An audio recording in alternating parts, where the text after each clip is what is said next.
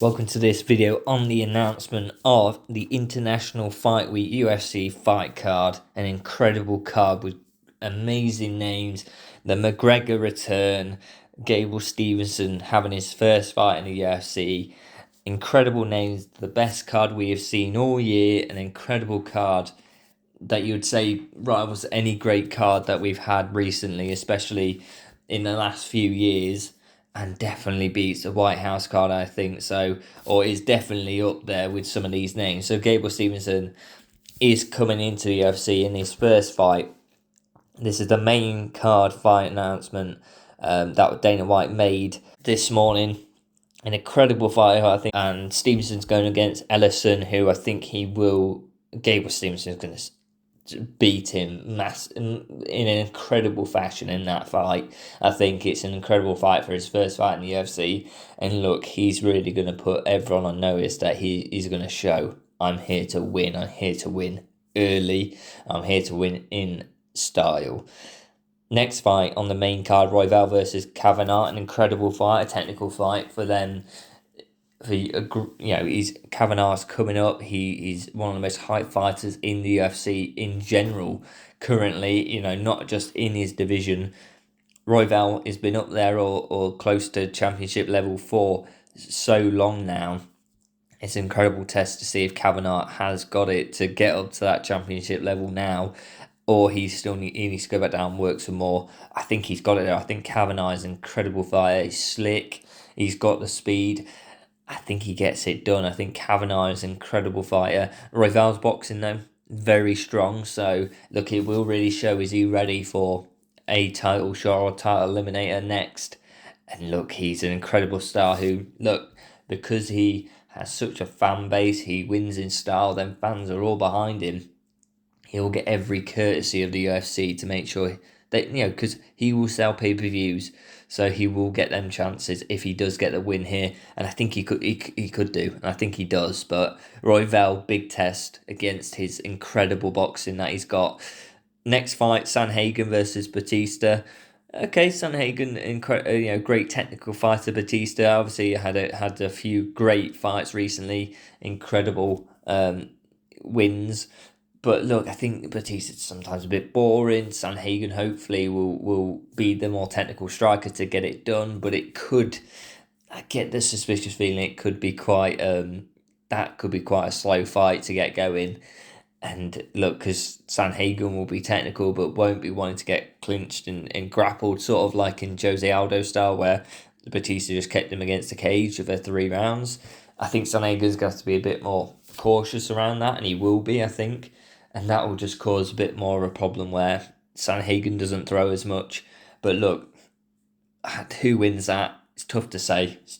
But I think Sanhagen gets it done if I had to guess. But it really depends.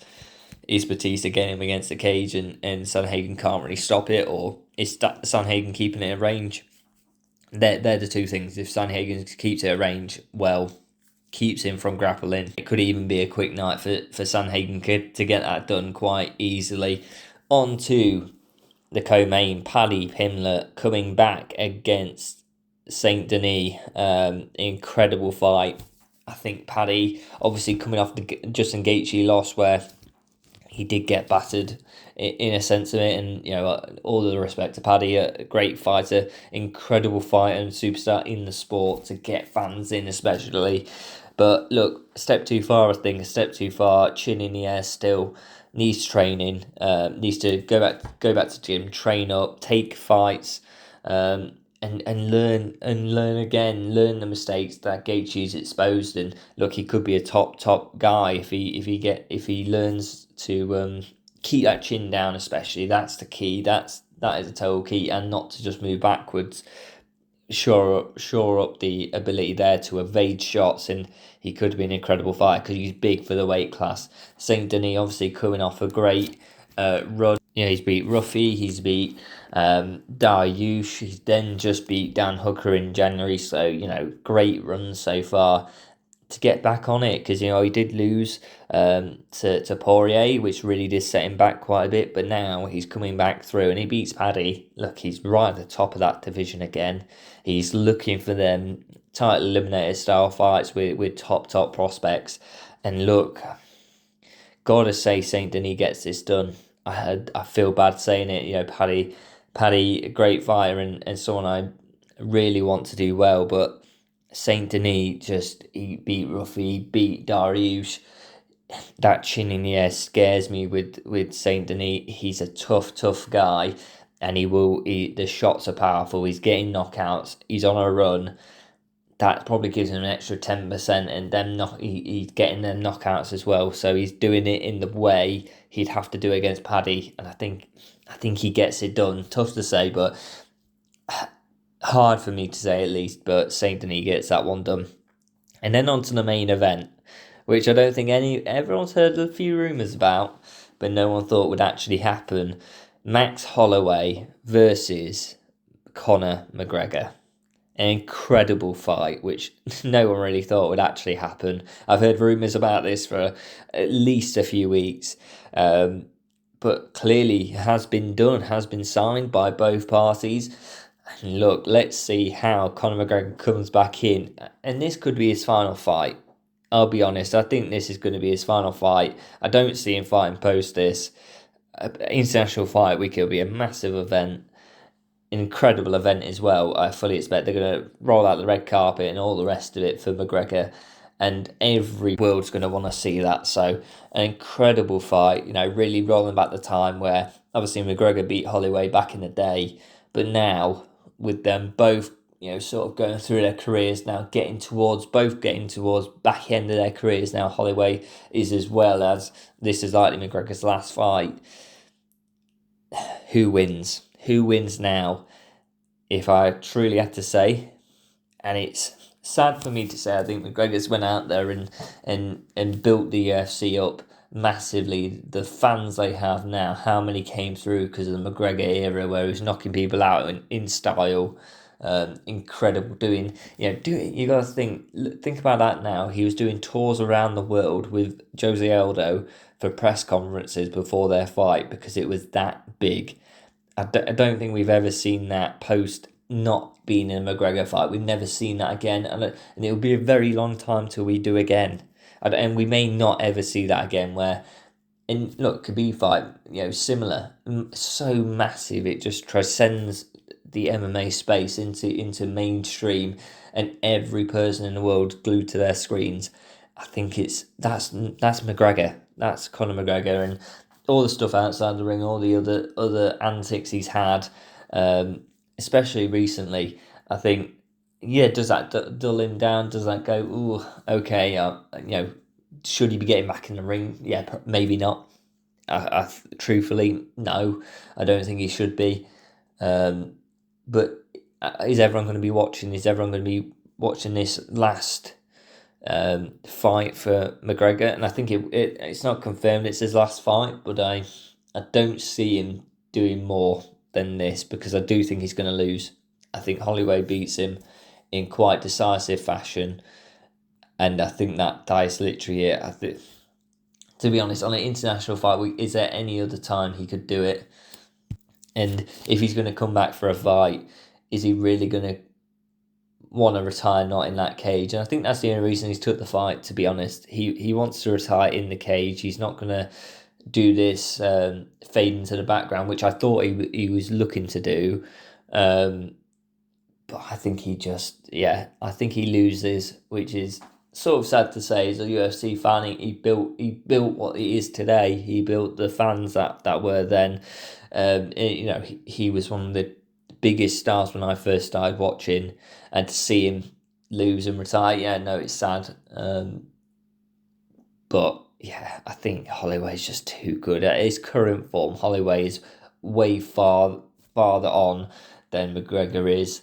McGregor's got a bad leg as well, which may have healed, but I don't think it's ever the same after that type of break, if I'm honest. And it becomes a problem where Holloway's been taking fights, living the discipline, and McGregor's doing everything but living in disciplined fight life and camps and gym style, where Holloway he's living right, he's eating right, he's doing things right. 4 fights, McGregor's going on live streams, drinking and things. So it's just not.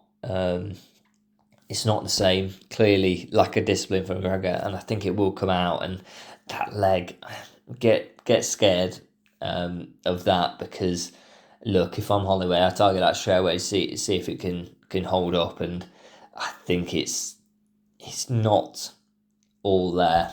If I'm honest, I don't see him being as fast, at least, in being less fast against Holloway is just a ticket to get knocked out, to be honest. So let me know what you think in the comments down below. Incredible fight card, sort of out of nowhere, but to put this together quite well and get McGregor back on the scene. Gable Stevenson coming in the UFC.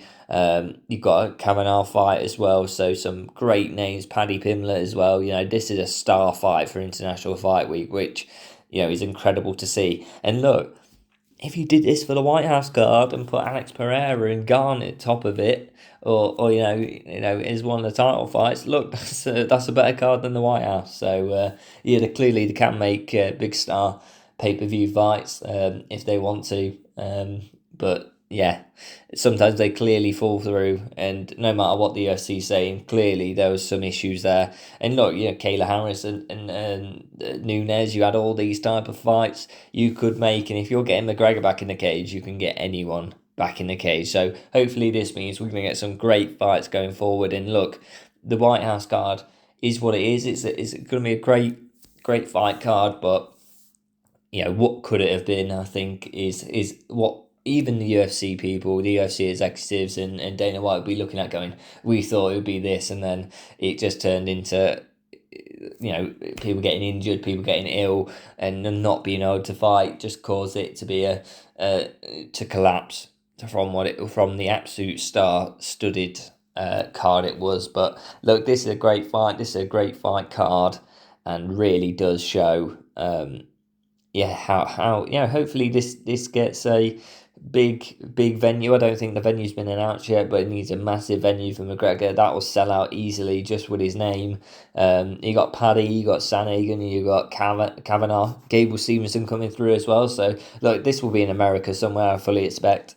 And it will sell out massively. Could be anywhere in America, but it just looked it up and it's in Vegas, so clear, great venues and everything else. There'll be a massive red carpet for these guys, and so it should be. I think that this has to be a McGregor retirement fight. I think no matter win, lose, draw, this will be the last one. And so look, I hope it's an event that really shows the biggest star that we've ever had in the UFC.